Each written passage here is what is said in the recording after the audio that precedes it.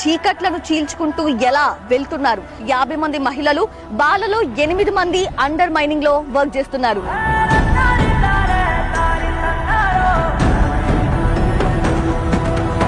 వీళ్ళందరూ under ground లో ఎలాంటి రెస్పాన్సిబిలిటీని నిర్వర్తిస్తున్నారు మనం కూడా లైవ్ లో చూద్దాం రండి.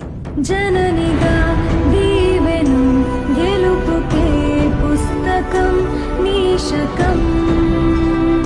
వెలుతురు నుంచి చీకట్లోకి వాళ్ళ ప్రయాణం ఎలా ఉందో మనం కూడా ప్రత్యక్షంగా ఎక్స్పీరియన్స్ చేస్తున్నాము.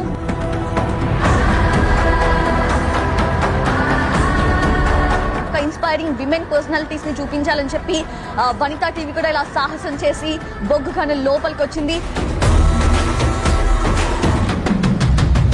ఒకరు అడుగు పెట్టిన ప్లేస్ లో మాత్రమే మేము అడుగు పెడతాం.